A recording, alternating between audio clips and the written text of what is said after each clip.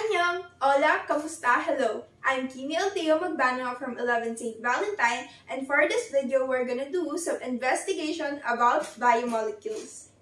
We have a total of 2 experiments. Let's proceed to the first one. But before that, safety first!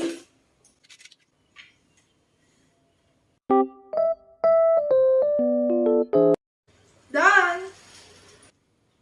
For the first experiment, it is entitled Gelatin and Tomatoes.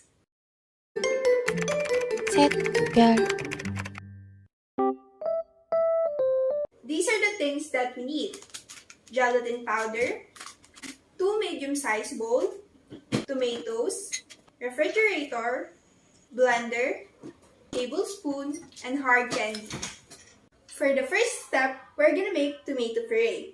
Make sure that the tomatoes are already peeled and the seeds are already removed.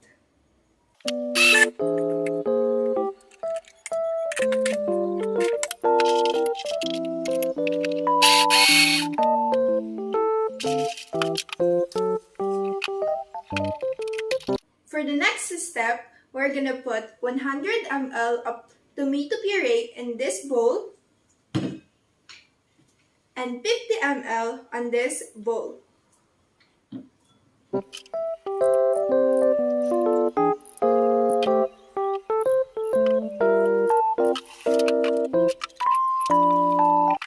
On the 100 ml bowl, we're gonna put 2 tablespoons of gelatin. And then we mix. And on the 50 ml bowl, we're gonna put a hard candy.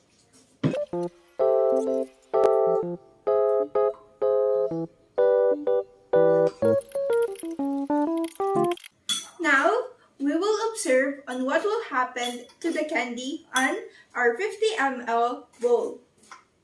For the first few seconds of the candy being on the tomato puree, I didn't see much change.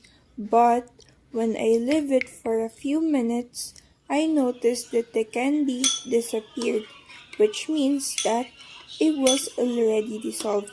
I had observed that the candy dissolved in tomato puree faster than in a regular water, since tomato puree is rich in enzymes which are great on breaking down food particles. The hard candy dissolved faster during the process of digestion. And we're gonna refrigerate our 100 ml bowl and get back to it tomorrow. After putting it on the refrigerator, I expected it to have a semi-solid, jello-like structure. However, after a day of putting it on the fridge, the tomato puree just got thicker but still on a liquid-like structure. This result was affected by the enzymes in the tomato puree. The proteins in the gelatin was digested by the enzymes. This fact made the block of jello turns into liquid. And for our second experiment, which is called the denaturation of proteins in egg white, we are gonna observe denaturation of proteins in egg white. Set, girl. Here are the things that we need.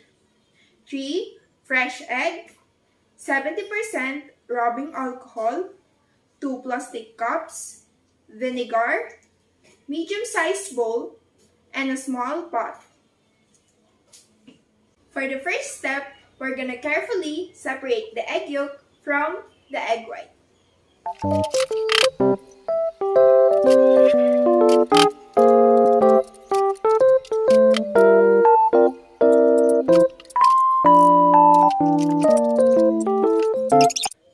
For our second step, we're gonna equally divide the egg white onto these 2 plastic cups.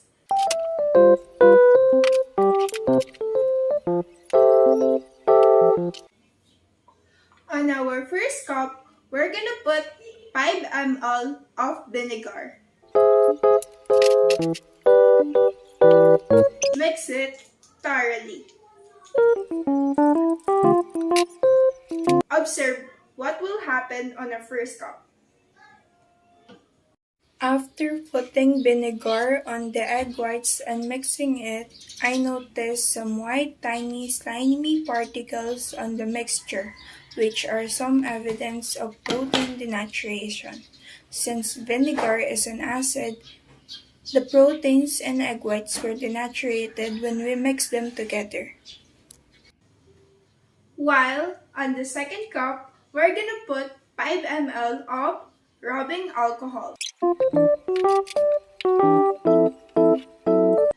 Mix it thoroughly. Observe what will happen to the egg whites. After putting alcohol on the egg whites and mixing it, I also noticed some white slimy particles, but this time it is a lot more bigger and chunkier than the vinegar mixture. This reaction was an evidence of protein denaturation.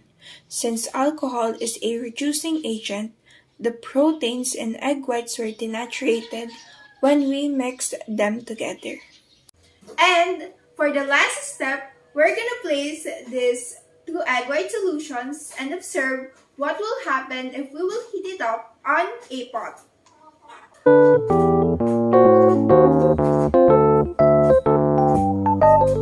After heating up both first and second mixture, they both turned into solid matters. However, I noticed that the first mixture with vinegar have some water-like liquid around the heated egg whites. Plus, the solid egg whites are also a lot more rougher than a regular fried egg.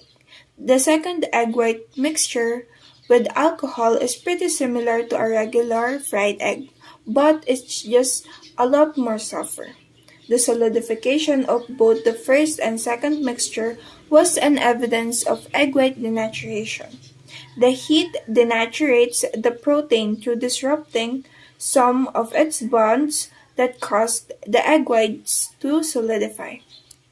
So, that's it for this video. I hope you learned something about biomolecules.